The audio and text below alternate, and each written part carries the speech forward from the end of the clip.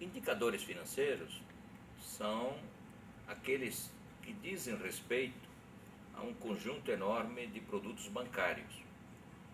Por exemplo, indicadores financeiros quanto a títulos privados oferecidos pelos bancos, no caso do CDB, títulos públicos, no caso das letras do Tesouro Nacional, por exemplo, indicadores financeiros da caderneta de poupança, e também temos outros indicadores de bolsa, seria o indicador Bovespa, da Bolsa de Valores. Os indicadores financeiros são diferentes dos indicadores monetários. Os indicadores monetários estão relacionados com as taxas de juros cobradas, com os prazos de financiamento, com volume de crédito, enquanto que, de maneira geral, os indicadores financeiros estão mais relacionados com os produtos de captação dos bancos, que eles ganharam muito destaque nos últimos anos, que o Brasil cresceu muito. O Brasil dos anos hoje, desse ano de 2010, é totalmente diferente do Brasil de 10 anos atrás. Todos melhoraram de vida. Muita gente voltou ao mercado de trabalho, os que estão no mercado de trabalho estão ganhando mais. Houve estamos num momento muito importante da economia brasileira. Quando há mais dinheiro numa ponta, na ponta das pessoas, os bancos vão querer que essas pessoas apliquem esse dinheiro nos produtos bancários. É por isso que nos últimos anos os indicadores financeiros ganharam muito destaque. Todos eles todos os dias são colocados na rádio, na televisão, nos jornais, e devido ao fato de serem bastante importantes no dia a dia das pessoas. A inflação estável, ela precisa de uma boa combinação da política monetária e da política fiscal. Quando há um desequilíbrio entre a política monetária e a política fiscal, então aí surgem problemas de inflação. Neste momento do tempo, a inflação está subindo no Brasil. Saiu dos 4,6%, está caminhando para 6 e pouco por cento ao ano. Por quê? Principalmente devido ao impacto dos alimentos. Os alimentos subiram muito nos últimos meses. Você deve ter notado que o preço da carne subiu 30%, 40% nos últimos meses, o arroz, o feijão. Não só isso, os planos de saúde, o transporte público, o metrô, tudo isso andou subindo. E qual é a causa disso? Em geral, é uma política fiscal em nível macroeconômico muito frouxa, ou seja, o governo está gastando demasiadamente e o gasto do governo precisa ser controlado para que a inflação volte para o seu lugar de origem. Simplesmente aumentando a taxa de juros Selic, não será possível manter a inflação estável, uma vez que os preços dos alimentos no mundo inteiro estão aumentando. Então, que medidas devem ser tomadas? Nesse momento, que o governo reduza o gasto e assim, ele gastando menos, haverá um impacto menor sobre a taxa de inflação e ela voltará ao centro da meta, que é 4,5%. Estável, que seja num nível baixo, mas sempre haverá uma mudança de preços, ou para cima ou para baixo. A taxa Selic é a taxa paga pelo governo para aqueles que compram os títulos públicos dele, governo federal. Selic quer dizer Serviço Especial de Liquidação e Custódia. E é uma taxa básica da economia.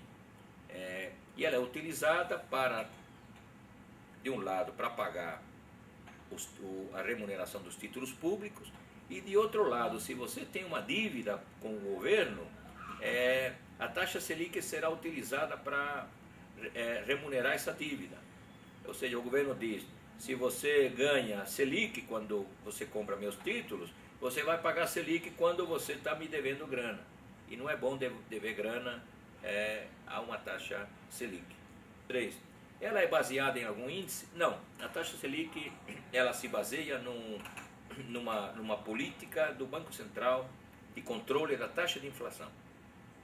Não quer dizer que ela depende da taxa de inflação, não é um índice que está acoplado a ela. Mas ela aumenta toda vez que a inflação sai do centro da meta. O centro da meta é 4,5%, com uma variação de 2 pontos para cima, 2 pontos para baixo. Então toda vez que ela vai para acima de 4,5%, o governo federal dá um aumento na taxa. Mas não é índice, é porque a inflação está saindo fora de controle e quando aumenta a taxa de juros, os consumidores compram menos a prazo. E comprando menos a prazo acaba sendo, digamos, importante para o controle da inflação. Para cálculo da poupança, da remuneração da poupança, são utilizadas duas variáveis. A primeira variável digamos, a correção monetária, um valor a título de correção monetária, que é uma taxa de 0,5% ao mês.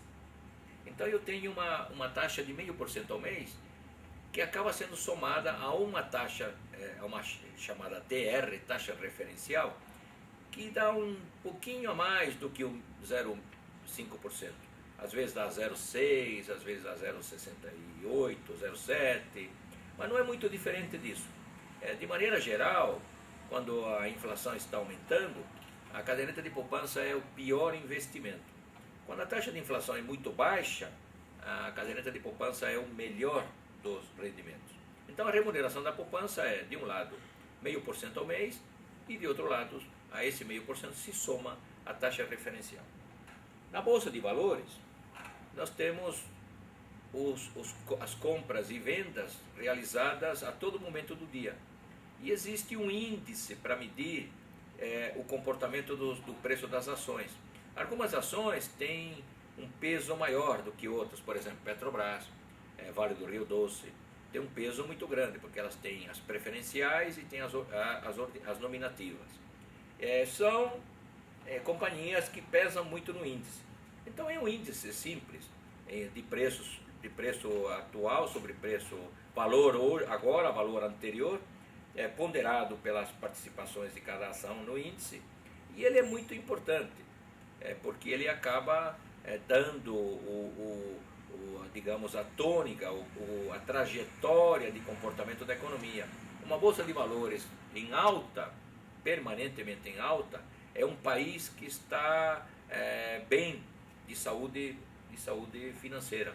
Então daí a sua importância para a economia. Também, diga-se de passagem, é um lugar, a bolsa, é um lugar onde as pessoas que não precisam ter do dinheiro nos próximos meses ou nos próximos anos, é um lugar para aplicar.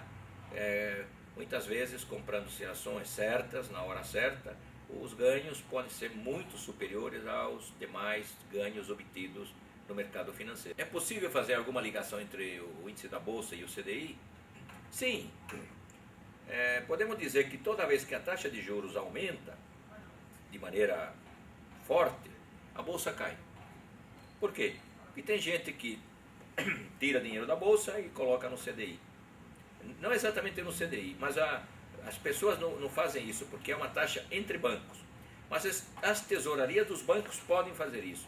A tesouraria do banco vende ações e pega a grana e empresta para outro banco via CDI. Qual é a importância de conhecer esses índices que nós comentamos até agora, essas taxas? É muito importante.